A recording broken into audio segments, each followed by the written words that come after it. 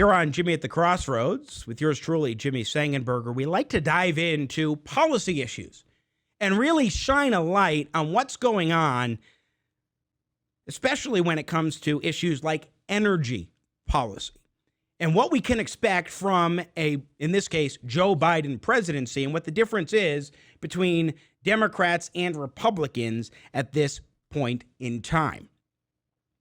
Let's talk about what Joe Biden has offered up for his energy plan, which is pretty darn radical, if I do say so myself, and I do, with Dan Kish, who is Senior Vice President for Policy at the American Energy Alliance and joins us here on Jimmy at the Crossroads. Dan, can you hear me okay?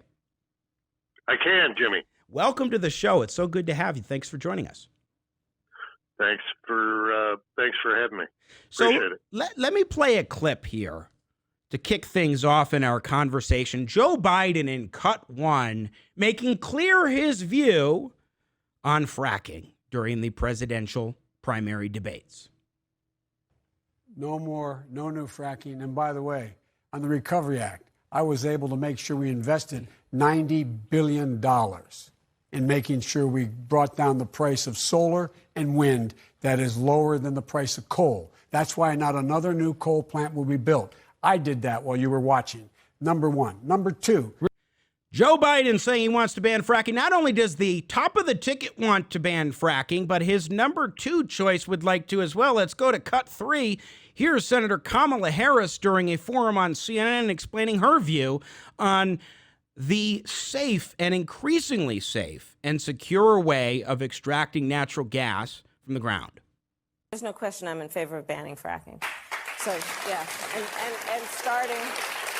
and starting with what we can do on day one around public lands, right? And then there has to be legislation. But yes, and this is something I've taken on in California. I have a history of working on this issue. And to your point, we have to just acknowledge that the residual impact of fracking is enormous in terms of the impact on the health and safety of communities. So I wanted to kind of start things off there, but let me have you make the first word, Dan Kish, about what we might expect from this ticket of Biden versus Harris, especially if those clips are any indication. Well, thanks, Jimmy. You know, what's so astonishing about those positions is that the United States has led the world in reducing carbon dioxide. And I mean that, across the board, we have reduced our emissions more than any other country by far. And yet, the whole reason we've done that is because of fracking. It's natural gas that we didn't think we even had, and now we've got well over a century's worth.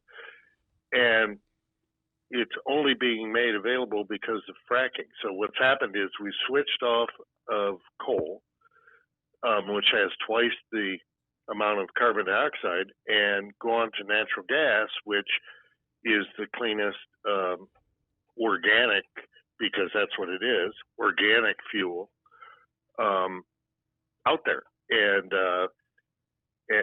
so basically what they're talking about is after having fought ever since 1957 in the United States to regain energy independence, we finally did it last year. We finally produced more energy than we consumed. And they're talking about tossing that all aside and hooking up to China, basically, which is the maker of most of the world's wind and solar parks, and trading the Middle East for China. So if you like that, that's what they're offering. Yeah, Dan Kish, one of the things that I think is so fundamental to what you're pointing out is how we have led the world in reducing carbon dioxide emissions. One statistic, so this is a few years old, but I always like to bring this up, that in 2017, the United States of America decreased our carbon emissions by about the same amount as the European Union countries collectively increased theirs. Indeed, the United States has been leading the charge as we have become a net exporter in both natural gas and oil. And the remarkable remarkable thing about it is if we are producing more natural gas and more oil, but especially more natural gas than ever before, yet our emissions are going down and have been on a downward trend overall in the last decade or so, that really does show that the technology has been vastly improving. Oh, yeah. The amazing thing about this is that it happens against a backdrop of what should be a success story. And some people just can't accept success, Jimmy, or at least it seems like that, because to hear it, to hear some of the loudest voices would tell you that somehow we're the bad guy, when in reality, China produces over twice as much carbon dioxide as we do.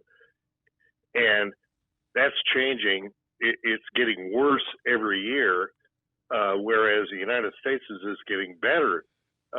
So basically what they're saying is, you guys burn coal. 52% of the world's coal is consumed in China to make solar panels and windmills that we'll import into the United States, subsidize, and put up.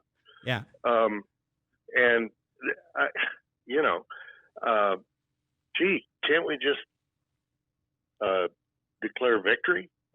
We've led the world. They'll all scold us for not being part of the Paris Treaty that President Trump withdrew us from. But in reality, while they've been going up, we've been going down. So Yeah. Let's just Sure. let's just declare success. Yeah, well, and one thing, Dan Kish, that I want to emphasize in this point is that there really is, I think, in the Trump administration, an understanding of what's really motivating things here. So last week, the Secretary of the Department of Energy, Secretary Brouillette, was here in Denver, Colorado, where we're broadcasting from, and he pointed to industry as leading the charge, discussing how the top-down approach isn't the right way to go. That is, where government is micromanaging industry and saying, here are the things you need to do. Instead, the innovation has been driven by the oil and gas industry, particularly incentivized by market forces, as opposed to the government saying, hey, this is exactly what you need to do. The best innovation has come from these incentives, from private sector incentives, from consumers, especially younger consumers, for example, who are looking and concerned about climate change, and they're telling companies, hey, you need to reduce your emissions, and those companies have been listening. They also like more efficient fuel sources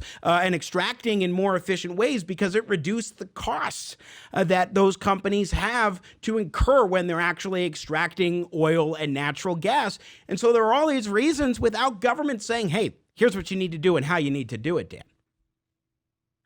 Well, yeah, and that runs counter to the story. There's this sort of belief, Jimmy, that somehow there are masterminds in Washington who know all these things, and they've got the only way out. When in reality, the fact of the matter is, we've got people with incredible amount of intellect and immersion in STEM and all of the requisite studies across the board that are deploying this on a daily basis, all trying to outdo one another, all competing to get cleaner and greener, and they're succeeding, and yet the success stories aren't told. And ultimately they are, because at the end of the tailpipe, we're going further with less emissions, and the people who are harping at us Right. for somehow being bad or not doing enough are pitching solutions, government-based solutions, that ultimately aren't working in the countries that they would hold up as examples of how we ought to do things. Sure. Again, we're talking with Dan Kish, Senior Vice President for Policy at the American Energy Alliance. And we were just showing a clip of Alexandria Ocasio-Cortez, one of the leading advocates for this excessive regulatory regime, the top-down, government knows best attitude. I think it's tomorrow night that she will have a message shared with the Democratic National Convention delegates, and folks in the media who will be watching it very closely will surely be very excited to see her message presented. But I think that one of the other points that we must get into, while the significance of the oil and gas industry leading the charge, especially for natural gas and fracking technologies and reducing carbon emissions and other emissions like methane, for example. We need to talk about the economic impact of the oil and gas industry. For example, the American Enterprise Institute just put out some data recently showing that the average annual pay for natural gas and oil extraction workers is $91,370. That's a pretty good paying job. The average annual pay for wind turbine service technicians, though, $58,000, and the average annual pay for solar installers is $46,010. If you're looking for well-paying, blue-collar jobs, look no further than the oil and gas industry, I think. Well, that's right. And again, the sort of picture that we have in our minds, or the one that's painted in the media, is that somehow these are dirty jobs or bad jobs or something along those lines, when in reality they're extremely high technology jobs. That's why they can pay that much, because the productivity, and I'm sure your listeners who are familiar with economics and understand these things, the reason they can pay more is because the value they get, the productivity they get, is that much higher. Right. For what it is they put out, and so you're theoretically giving up all the good jobs and going to much lower paid jobs, which actually don't do as much for the environment as the high paid jobs. So, you couldn't design more of a Rube Goldberg way to sort of kneecap the United States and the people in these industries than the one that they've got out there. It is a significant industry, especially now that the United States has become, as I noted before, a net exporter of oil and natural gas, Dan Kish. And something that I think cannot be lost is not just the value per job, but also the number of jobs. I mean, what other tidbits of economic data can you provide us with, Dan, as to the significance of the oil and gas industry to the American economy? And then I want to get to why I think it's just why I'm such a advocate for making sure that oil and gas has the room to innovate and be creative. But first, give us a little more on the economic impact. If you could, please. Sure. Well, I mean, obviously, when you're producing this energy at home, you're also less tied to people who wish you ill. Right. The United States, for the first time in a long, long time, exported oil to Saudi Arabia, to their refineries in June. If you can imagine that. We all grew up in a world where people were worried about the Middle Eastern oil imports, and yet we're exporting to them now. So that's pretty good. That's a feather in our cap. That's something we ought to take home. And in terms of the overall impact, because we can produce it here at home, it also means that the technological jobs on the side, that running numbers, doing this, doing that, are also supported, and it's also the beauty of these is that it produces real wealth. This isn't something made up by the government or concocted by, again, masterminds in Washington, D.C. It's done on the basis of meeting people's needs. Yeah.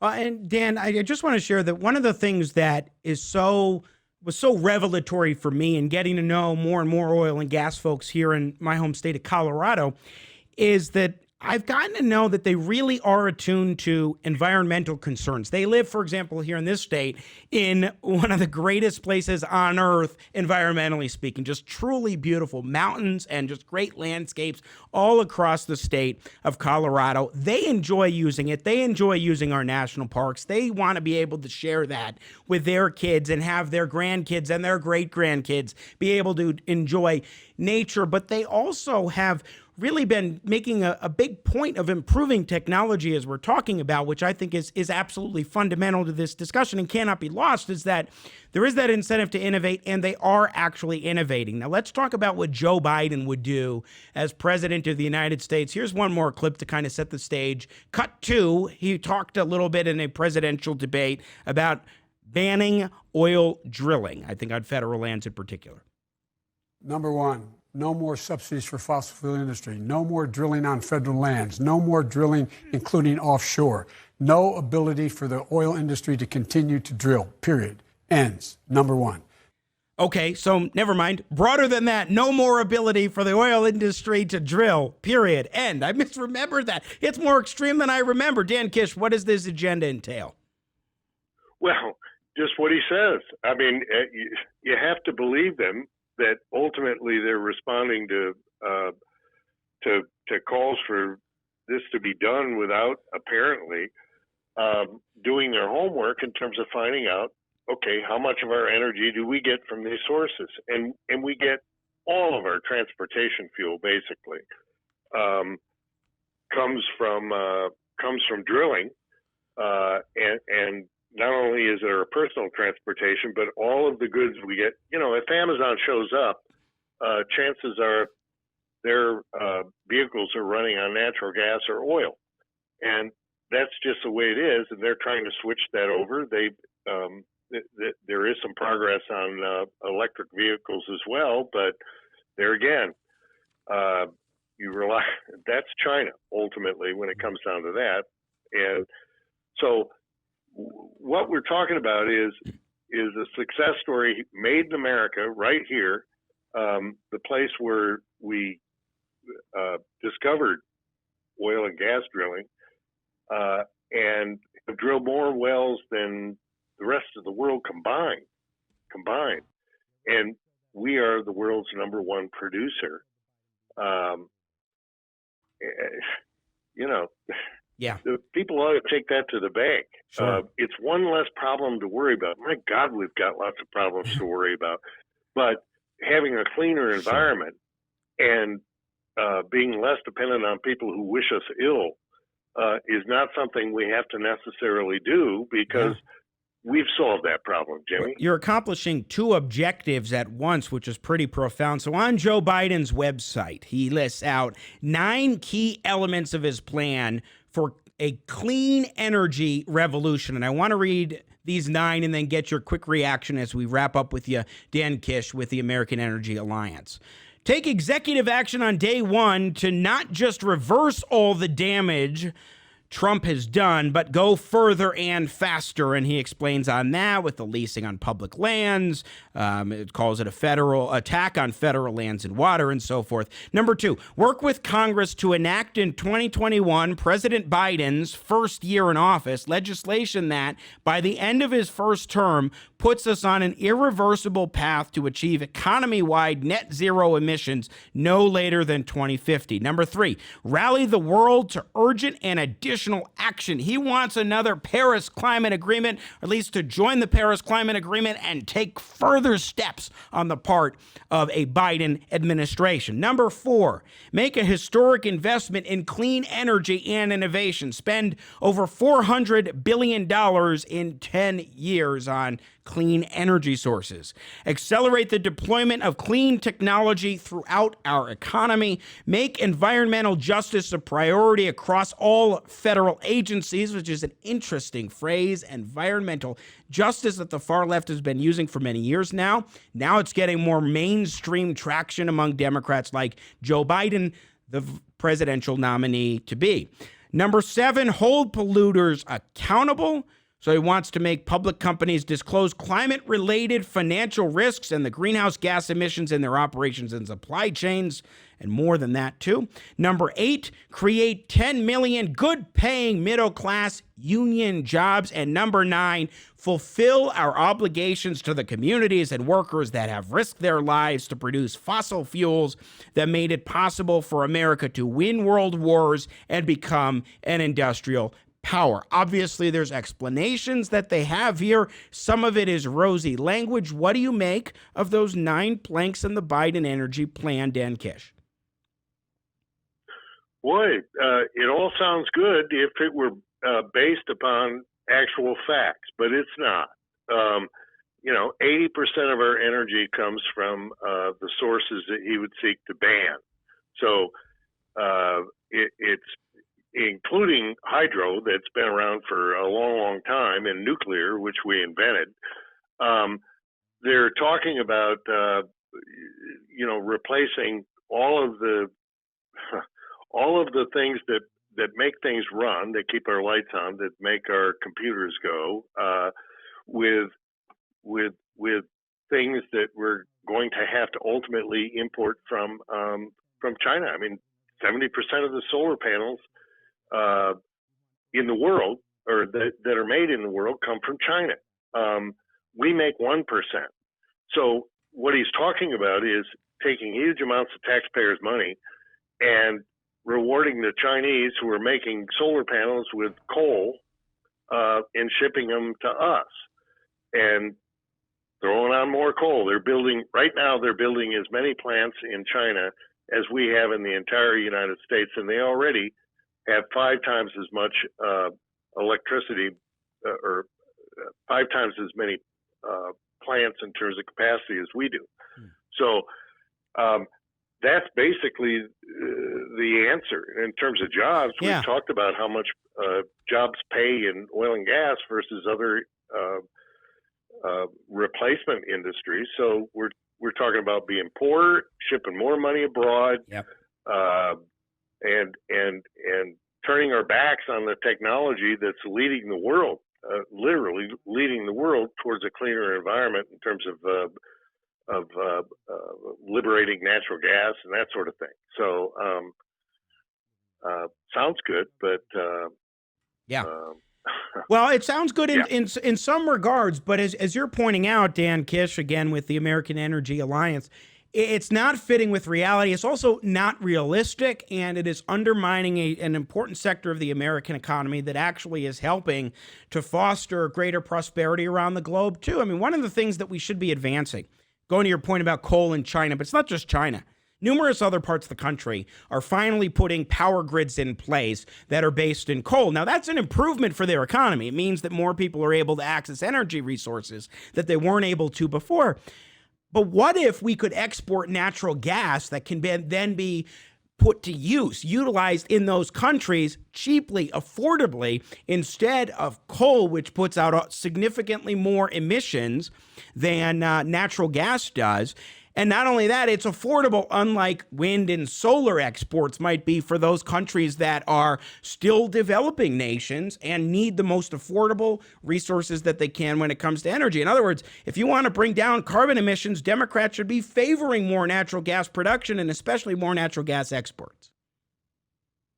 Well, that's right. And for a number of reasons. I mean, I give you a classic example. Last year, from 2018 to 2019, natural gas exports to Poland increased 1,000% from the United States. Now, Poland is almost entirely dependent on coal for their electrical generation. So they've switched over to importing more natural gas, clean natural gas from the United States, and it'll replace coal there. And that's the way they're proceeding. And so that also strengthens us strategically, national security-wise, and the rest, because instead of being dependent upon people and worrying about whether or not they're going to cut us off and that sort of thing, we're actually in the driver's seat. We're exporting oil to Saudi Arabia. We're exporting natural gas to Poland. China is actually buying natural gas from the United States as well as oil, and these are the things that we can do on the basis of having this under our feet, and we benefit across the board, and the environment ultimately at the end of the day is better off because of that. Yeah, I think that's very true. And the Biden agenda would undermine all of that. Dan Kish, Senior Vice President for Policy at the American Energy Alliance. Great to check in with you today, sir, on this very important topic. I appreciate you joining us. Jimmy, anytime. Thanks so much. Thank you. Once again, Dan Kish joining us from the American Energy Alliance here on Jimmy at the Crossroads. Thanks for watching this clip from Jimmy at the Crossroads. You do not want to miss a minute of engaging, intelligent talk. Subscribe today to the Jimmy at the Crossroads YouTube channel, and you'll be sure to catch our live broadcast. I appreciate your support. I got Jimmy at the crossroads, making sense out of no sense. Yeah.